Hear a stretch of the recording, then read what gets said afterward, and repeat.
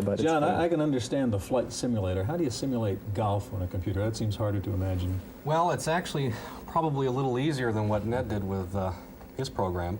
Ours doesn't require quite as much concentration to play, so hopefully I'll be able to describe it as we play along.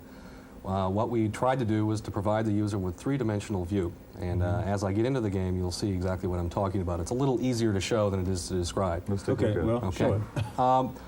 Before you get actually started with with playing, you have the option of going to the practice tee, as you see here, practicing your driving, going to practice screen, or practicing your putting, practice any one of the 18 holes, or begin the game. And we're going to begin the game here. What we're going to do is we're going to resume a game and play that I actually started on Pebble Beach, which is one of the courses that comes with it. Here you see an overview of Pebble Beach, the 18th hole. And as you can see, the regulation tees are 533 yards, pro tees are 543 yards. We're playing from the pro tees. And it's a par 5. And it's a par 5. The computer, as you can see it down at the text portion of the screen, is recommending a driver based on the distance that I have left to the hole. If you ever get stuck, you can also press escape at any time, and that will remind you of all of the various key commands that you need in order to play. But basically, in order to do an entire stroke, it requires only 3 taps of the space bar. The first one will start my backswing, the second one will start my downswing, and the third one is actually the most crucial crucial as far as timing goes, for determining whether I'm going to hit the ball straight or hook, which means go to the left, slice, go to the right. So here I'm going to go. I'm going to tap it right now to start, tap it again, tap it again. So I was a little bit late, which means the ball is going to slice ever so slightly to the right. So there really is some physical coordination you've got to do here in terms of the timing of That's those right. keystrokes. But you're hitting the space bar 3 times. Right. So it's simple keyboard input, which makes it easy to learn for people, but at the same time it does require some critical timing, which will give people some challenge over the course of playing the game. Now we find ourselves at the position where I hit the ball, and I have 294 yards left to the hole. The computer is recommending the 3-wood because that's the club that will give me the maximum distance. So I'm going to try hitting it again. Again, it's 3 taps of the space bar, once, twice, 3 times. And again, I hit it a little bit late, which means I'm slicing to the right. You can see the ball traveling down there.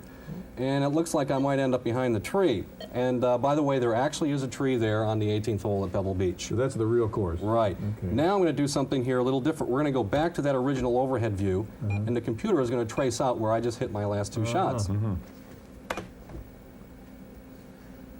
Yep, we're right behind the tree. Okay, so what I need to do then is aim a little bit. And I'm going to aim by pressing the left cursor key. Looks like cheating to me.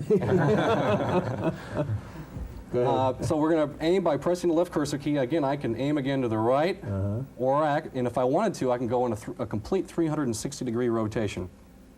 The computer is recommending a pitching wedge, which gives me a total maximum distance of about 100 yards. So I'm going to hit it about 70% of the club's rated power. And again, it requires 3 taps of the space bar. Now, how do you do that? You said you're going to hit it at 70%. Right. The power bar that's on the left-hand portion of the screen goes from 0 to 100%. So I'm going to stop it at about 70%, which is about the 7th white mark that you see up there on the screen. Hopefully, I can do that. Here we go. Boom. Boom. And I intentionally sliced it a little bit because I had to aim to the left of the hole. As Whoa! Looked pretty good. Good. So we're on in 3.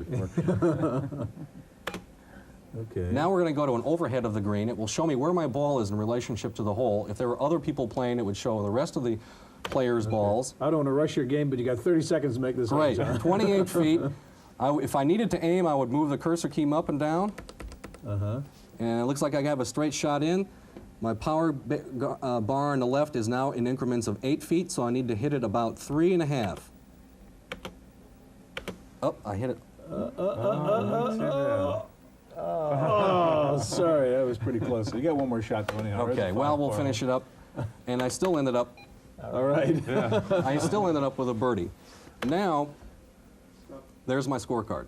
Now, you've got 4 built-in courses in Mean 18. You can actually design your own course, though, can't you? That's right, because Mean 18 comes with a course architect that allows people to either modify an existing course or to create an entirely new one.